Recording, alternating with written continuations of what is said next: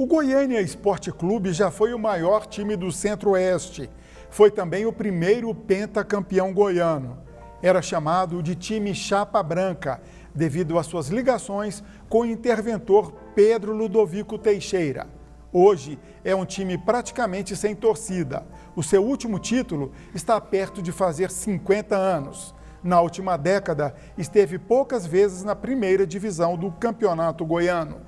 A história do Galo Carijó é contada na dissertação do historiador Djalma Oliveira de Souza, o convidado desta edição do TBC Memória.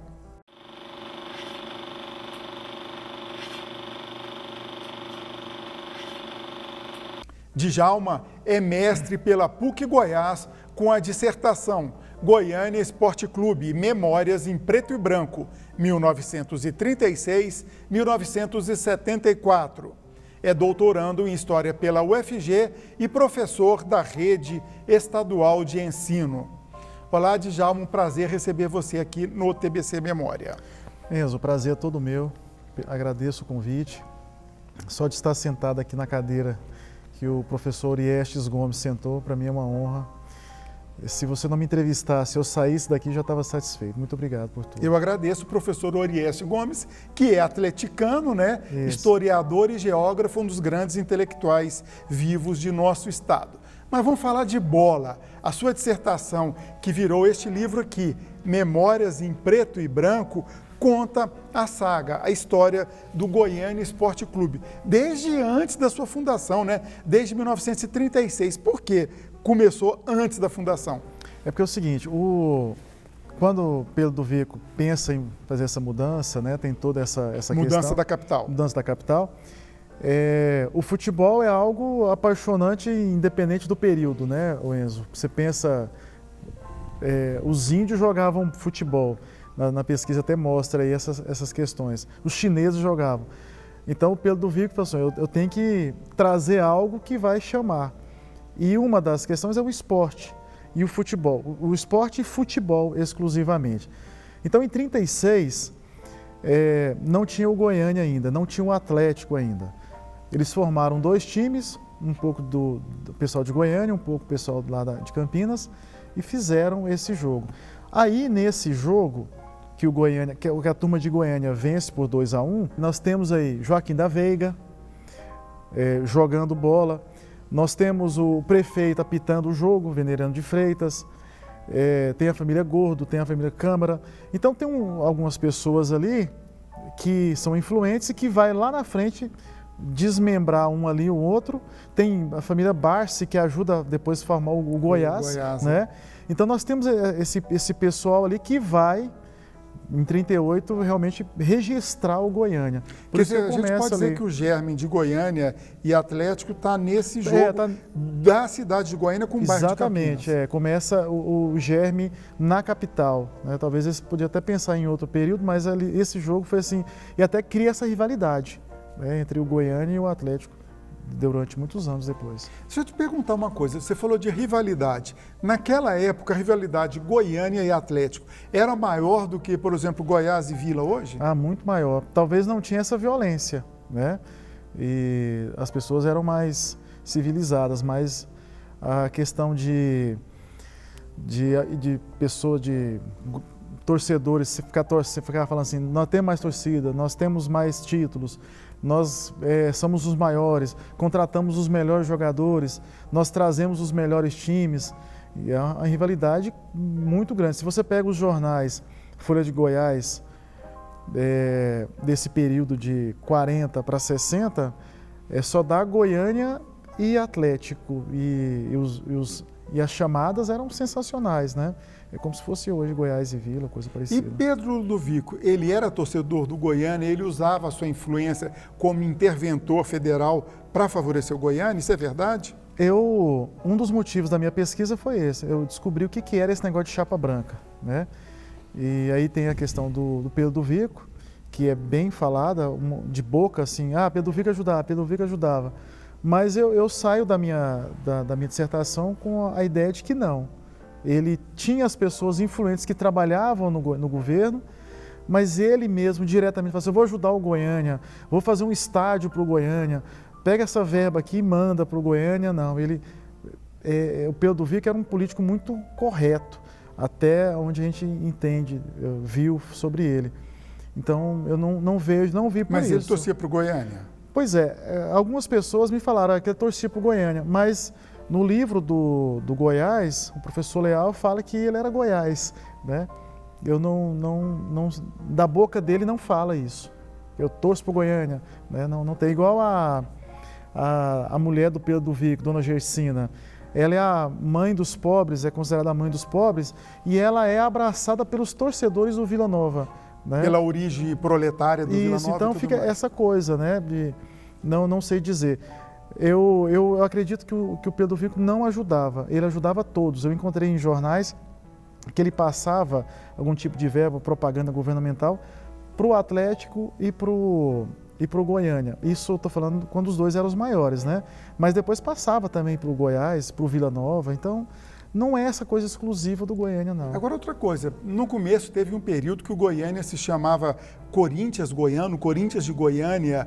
Qual foi essa história e tem relação o uniforme do Goiânia ser preto e branco igual o Corinthians Paulista? Ah, boa.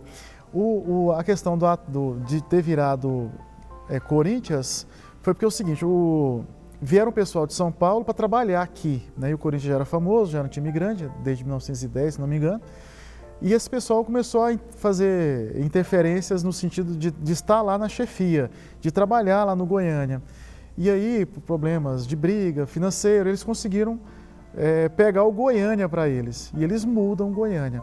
Durou um tempo, né, essa questão, não tem um registro correto, 100%, que foi 9 meses, se foi 6 meses, se foi 2 anos.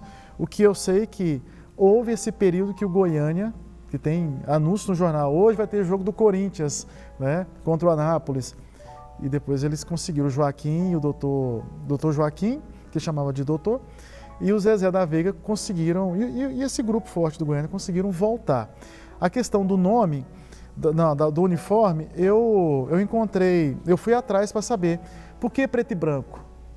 A camisa branca, quando você pesquisa esse tipo de uniforme, significa que o time é pobre, né? Por que é pobre? Porque não pode comprar camiseta cara igual o Fluminense, né? O Fluminense, o uniforme era chique. Chamado pó de arroz, né? Um pó de arroz, isso. E era um time para os brancos, né? O time do Fluminense, né? Agora o Goiânia não. Eu até via também essa questão, o Goiânia era um time da elite? Não era, o time de todo mundo. É claro que a diretoria e o futebol em si, ele né, tem essas divisões, mas não tinha essa questão. Onde eu descobri da cor, tinha um homem chamado Benedito Zupelli, que é da família Zupelli, muito conhecido aqui em Goiás, em Goiânia, que ele é muito amigo do Zezé da Veiga. E ele sugeriu colocar as cores do Goiânia, está escrito nesse documento, manuscrito pelo Zezé, falando só, as cores do meu Goiânia foi escolhidas pelo meu amigo Zupelli, preto e branco. Então é por conta disso. Já falaram que era por causa do Santos e não é, né? Foi uma escolha dele. E você fala, ele torcia por algum time de lá? Não torcia nem para o Santos, ele era torcedor do São Paulo, de Ribeirão Preto. Até porque o Santos, na época, não tinha nome, não tinha tradição nenhuma. Exatamente. Né? Agora, fazendo comparação ainda, Atlético Mineiro, preto e branco, tal qual o Goiânia, e Galo Mineiro. E o nosso Galo aqui, quem veio primeiro? Sem que fazer trocadilho aí. Onde eu encontrei essas pesquisas aí, onde fala sobre essa questão, porque, quando eu comecei a minha pesquisa, eu fui numa palestra e a pessoa me perguntou, por que o mascote do Galo é o galo? Né? E eu falei, eu não sei, não tinha nada até então, porque os outros mais ou menos já sabia, né? Periquito, dragão, e do Vila o tigre, né? Eu já sabia mais ou menos. Aí eu tenho que descobrir isso. Aí algumas pessoas falavam, na boca ali no usual ali, é por causa do Atlético Mineiro, mas não foi o Atlético Mineiro, porque eu descobri que o Atlético Mineiro começa a usar o Galo na década de 40. E o nosso Galo também, muito próximo, questão de meses que eu vi a data mais próxima entre os dois. E aí eu venho com o Zezé da Veiga, que é um dos fundadores do Goiânia, um dos grandes ícones do Goiânia. Quando você fala Goiânia, você pensa Joaquim da Veiga e Zezé da Veiga, né?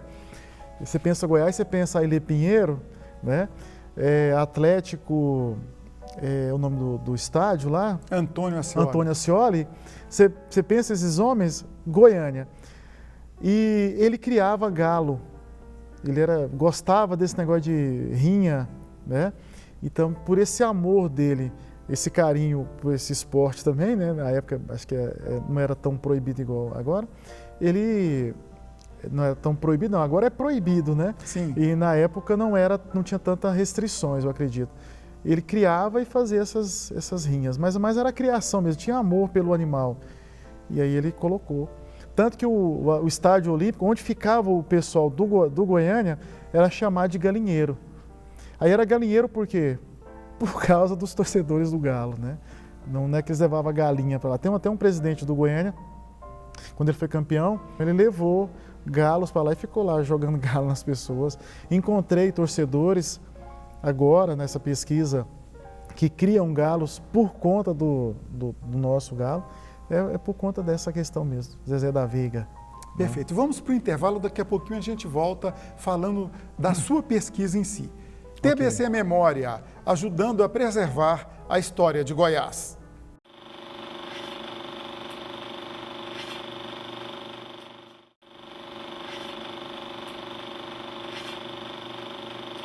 O Goiânia Esporte Clube, que já foi o maior time do Centro-Oeste, é o tema do TBC Memória de hoje.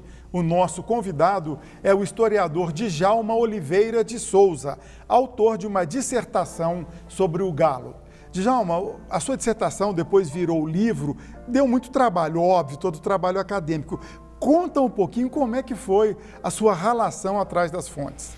Pois é, eu descobri durante a minha pesquisa que existe um gargalo e um monte de pessoas que amam história. Pessoas que não trabalham com história, não trabalham assim como professor, como pesquisador, mas que amam a história. Eu vi nesse meu trabalho pessoas humildes, que talvez não tenham nem ensino fundamental, não tenham ensino médio, não tenham faculdade de história, mas que amam a história. E quando eu fui atrás desse pessoal, assim, ó, quem tem uma revista? Fulano de tal tem uma revista. Eu ia lá e pegava essa revista. Tem uma foto? Fulano de tal tem a foto. Ligava o pessoal. Então eu descobri aí manuscritos, imagens, vídeos, aí muitas histórias, né, de pessoas me contarem que é assim, assim, assado, de me receber na casa deles. Teve um fato, só para você ter uma noção, tanto que essa história desencadeou outras fontes. Eu pesquisava com o Dr. Paulo César, filho do Joaquim da Veiga. E ele, muito feliz pela minha pesquisa, né? E ele trazia material. E ele conversando com uma paciente, e a paciente falou: o meu marido jogou, que é o Lili, jogou no Goiânia. E eu vou trazer esse material para ele. Aí ele me ligou e falou assim: estou aqui com 2 álbuns de fotografia, coisa mais linda, fotografei tudo, eu não conversei com ela. E então foi assim, uma coisa maravilhosa, muito, muito difícil, mas muito prazerosa, porque as pessoas me ajudaram muito. Os jornais, os museus que tem, os arquivos aqui, tem muita coisa. Vamos falar de momentos importantes na história do Goiânia, mesmo levando o que a gente usa na linguagem do futebol, uma sacolada de 6-0. Janeiro de 1959, o Goiânia recebe nada mais, nada menos do que o Botafogo com Nilton Santos, Zagallo, Garrincha, Didi, todos campeões do mundo em 1958 na Suécia. Ainda assim, foi um grande momento na história do Goiânia, mesmo sendo goleado? Foi um grande momento e isso mostra a força do Goiânia, né? E mostra o porquê dessa pesquisa, que poucas pessoas sabem disso. Poucas pessoas sabem que Pelé veio aqui, Garrincha veio aqui, Zagallo jogou aqui. Vamos por etapa, esse jogo contra o Botafogo. Depois eu quero saber do Sua Majestade Edson Arantes do Nascimento. Do Garrincha, eu conversei com 2 pessoas.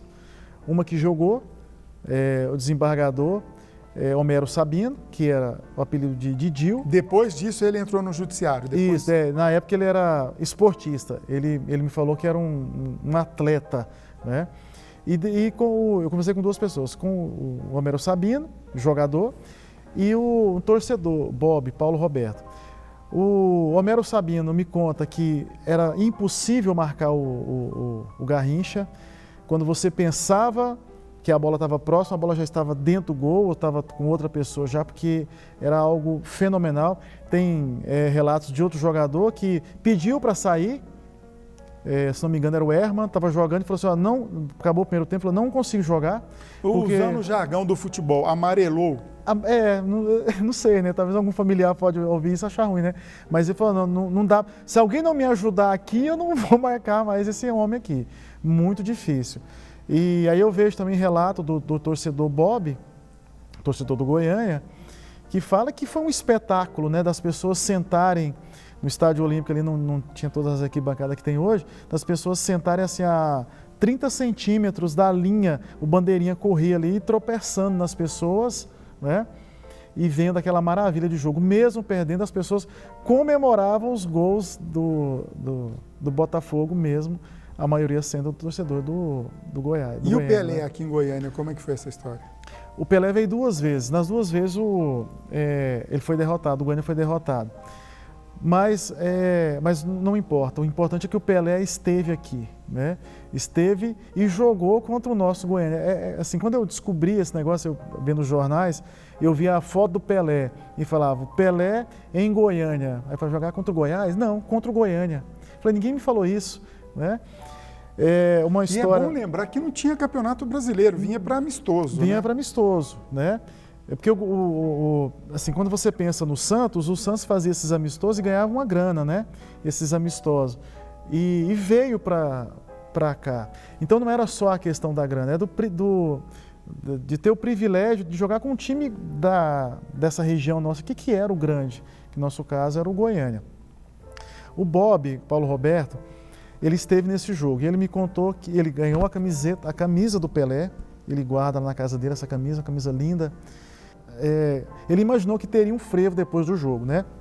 Então ele combinou com um funcionário e falou assim, ó, se você conseguir a camisa do Pelé para mim, eu vou te dar um dinheiro aí.